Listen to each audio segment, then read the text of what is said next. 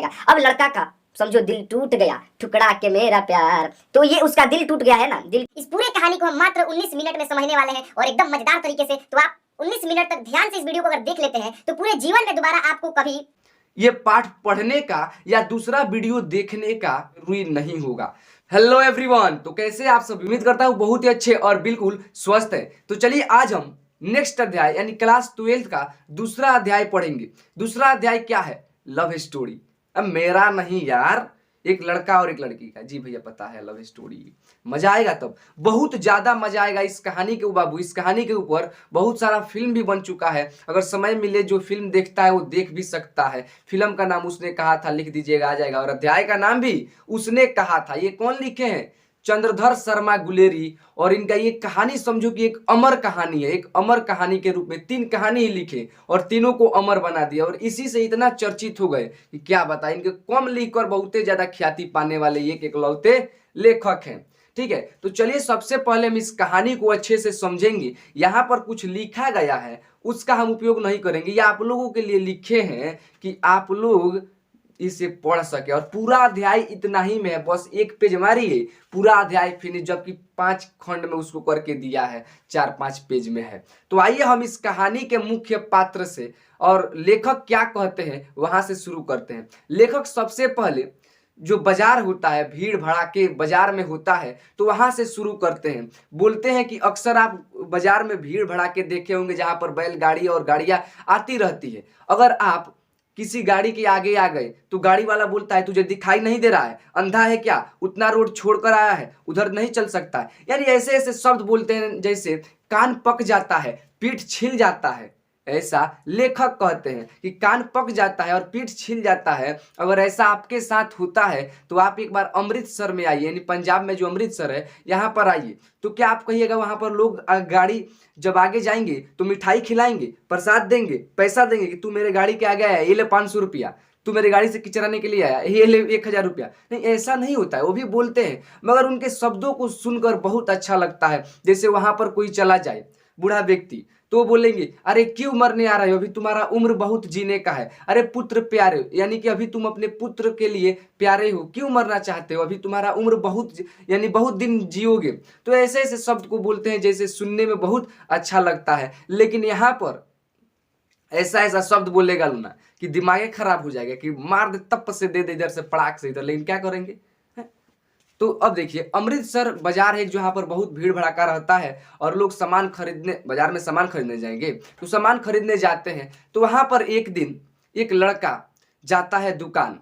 वो लड़का अपने मामा के लिए दही लाने जाता है। क्या? मामा के लिए दही। वो अपने मामा के घर आया था तो मामा नहीं बोलते बाबू जाओ सामान लेकर आओ। तो लड़का जाता है, लड़का था 12 वर्ष का, जाता है सामान लेने। दुकान पर जाता है तो दुकान वाले एक दूसरे ग्राहक से बात कर रहे थे। यानी वो पापड़, जो दूसरा ग्राहक था ना, थोड़ा सा पापड़ लिया था, बिना गिने हुए नहीं जा रहा था। यानी वो दे दिए थे दुकानदार वाले और बोले थे आप जाइए। तो बोला ना, हमको गिन कर दिखाइए कि पूरा है कि नहीं। तो गिनने लगा। लड़का तब तक वहीं पर रुका था और एक टांगे वाला आ रहा था। उधर से एक लड़की, मैंने वो समझो कि धक्का लग जाता तो ये जाकर बचा लेता है उस लड़की को। वो लड़की तो ये पूछता है कि मतलब तुम्हारा घर कहाँ है। तो वो लड़की बोलती है कि मगरे में।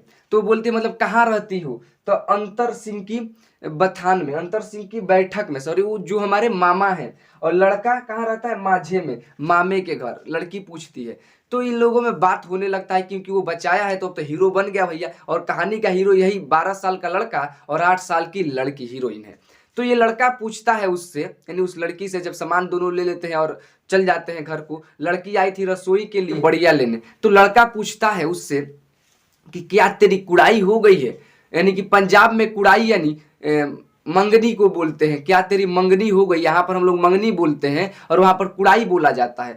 तो वो बोलती है कि धत तेरी, और कहकर भाग जाती है। अब कोई 8 साल के लड़की से कोई पूछे तेरी सगाई हो गई है तो बोलेगी ना धत तेरी, और भाग जाती है, यानी शर्मा जाती है वो। और वहां से वो क्या होता है? भाग जाती है।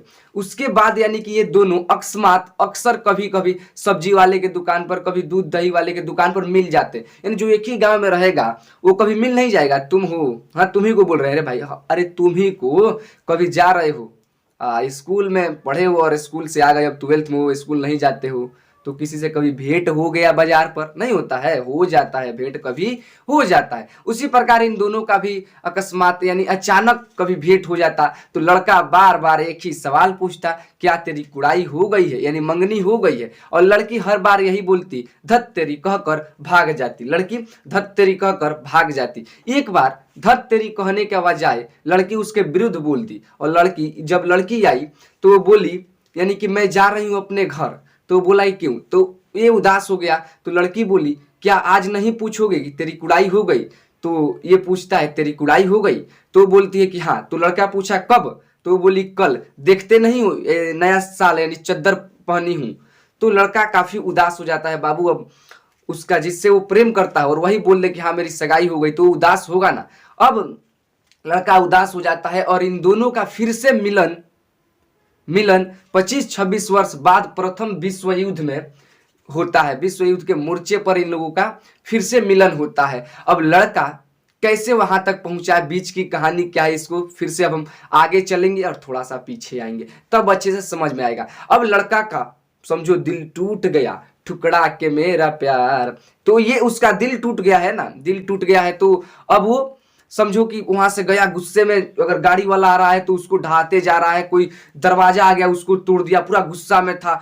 अब उसके बाद वो कुछ दिनों बाद यानी कि आर्मी में भर्ती हो गया और अंग्रेज के तरफ से फ्रांस लड़ने गया। यानी कि भैया उसको जुनून छा गया था, ठुकरा के मेरा प्यार, मेरा इंतकाम देखोगी। गाना सुने है ना, ऐसा कुछ नहीं होता है, मगर हम कहानी के लिए बता रहे हैं। तो लड़का भी समझिए कि वो प्यार में वो टूट जाता है और वो जाता है आर्मी में भर्ती होता है बहुत दिनों बाद। 13 साल पर नहीं हो जाता यार, कुछ दिन बाद होता है। कहानी में ऐसे लिखा गया है और मैं इंटरेस्टिंग करके उसको बता रहा हूँ।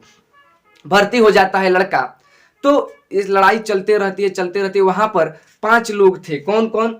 5 की 4 लोग थे। सूबेदार हजारा सिंह और जमादार लहना सिंह, बोधा सिंह और बजीरा सिंह। ये जो जमादार लहना सिंह है, यही 12 साल का लड़का था जो वहां पर लड़की बोली थी कि हाँ मेरी कुड़ाई हो गई है। यही था 12 साल का लड़का जो लहना सिंह इसका नाम था। और ये भर्ती हो गया आर्मी में। तो ये जितने भी लोग थे आपस में खूब हंसी मजाक करते थे, खूब मैंने बातें करते थे। तो वहां पर यानी कि एक दिन क्या हुआ कि लड़ाई लग गई। लड़ाई लगी नहीं, एक समझिए कि लेफ्टन जो था, उन लोगों का लेफ्टन यानी कैप्टन बोले तो वो चेंज हो गया था, उसको बदलकर दूसरा कोई आ गया था। और इनसे ये थे इनके हेड, किनके? इनसे सीनियर थे, लहना सिंह से सूबेदार हजारा सिंह जो थे सीनियर थे। तो सूबेदार हजारा सिंह को लेफ्टन बोलता है कि आप चले जाइए दूसरे हेडक्वार्टर पर, वहां पर आप जाइए सैनिक लेकर, यहाँ से भेज देता है। क्यों? यहाँ पर इसको बम लगाना नहीं होता है, बम लगाने के लिए आया था। तो इसका बात होने लगता है लहना सिंह से। किससे? लहना सिंह से। लहना सिंह शक होता है उसको कि हमारा लेफ्टन नहीं है। तो ये पूछने लगता है लहना सिंह कि उनसे ऐसी ऐसी बातें पूछता है कि वो फंस जाता है। वो पूछता है कि तुझको याद है जब मुस्लिम मंदिर में पानी चढ़ाने जाते थे? तो हाँ बोल रहा है, उसे कुछ मालूम है नहीं। तो ये समझ गया कि मुस्लिम तो पानी चढ़ाने जाते नहीं। फिर वो ऐसे ऐसी बात पूछता है। फिर पूछता है कि तुझे याद है उस नीलगाय का 2 फीट सिंग था? तो वो बोलता है कि 2 फीट नहीं, 2 फीट 4 इंच का उसका सिंग था। अब ये समझ गया कि हमारा लेफ्टन नहीं। अंदर जाता है तो अंदर कौन थे? बजीरा सिंह। उनसे बोलता है कि हमारा लेफ्टन नहीं है। तो बोलते हैं ये कैसे? तो बोलता है हाँ ये हमारा नहीं है, यहाँ पर बम लगाने के लिए आया है, हम लोग को मारने के लिए। जल्दी जाओ वहां पर और बुला कर लाओ। किनको? सूबेदार हजारा सिंह को बुलाकर लाओ तुम जल्दी। वो बोलते हैं कि नहीं, हमको ऑर्डर मिला है कि तुम यहीं पर आना है। तो वो बोलते हैं कि नहीं, इस क्वार्टर का हेड मैं ही हूँ। लहना सिंह बोलते हैं तुम जाओ और बुला कर लाओ उनको। वो जाते हैं, तब तक यानी कि ये आता है और वो बम लगा रहा होता है जो लेफ्टन था। तो ये मार देते हैं उसे, बंदूक के जो धुस्सा था उससे मार देते हैं। तो वो गोली इनके पैरों पर मार देता है और लगता है इनको, इनके पैरों पर गोली। तब तक ये थलाम थलाम थलाम थलाम सिक्सर के 6 गोली उसके छाती बाती सब में उतार दिए और वो मर गया। और लड़ाई छिड़ गई, लड़ाई वहां पर लग गई। और बोधा सिंह इस लड़ाई के बीच में क्या था? बीमार था।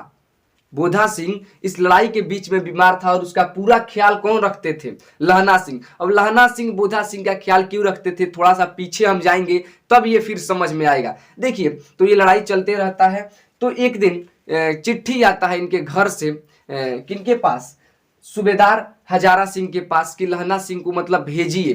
तो लहना सिंह बोलते कि नहीं मुझे नहीं जाना है। बहुत बार चिट्ठी आया था वो नहीं गए थे, तो ये बोले कि नहीं तुम्हारे भाई ने लिखा है इस बार और वो बुलाया है किसी जरूरी काम से, तो बोले कि मुझे छुट्टी दीजिए। तो ये सूबेदार जी बोलते हैं कि नहीं अब सब किसी को छुट्टी मिलेगा, क्योंकि लड़ाई लगने वाली है तो हम हर कोई जाएंगे। तो चलिए घर से सब कोई मिलकर आता है लड़ाई के पहले, वहां पर उसमें बताया गया है।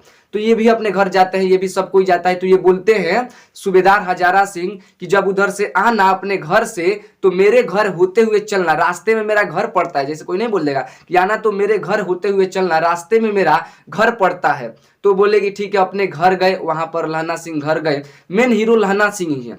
लहना सिंह घर गए, इनको पता चला इनके चाचा जी का मृत्यु हो गया है और बहुत सारा इनको दुख भी हुआ। वहां पर गए, उसके बाद आने का समय हो गया, यानी वापस फिर आने लगे।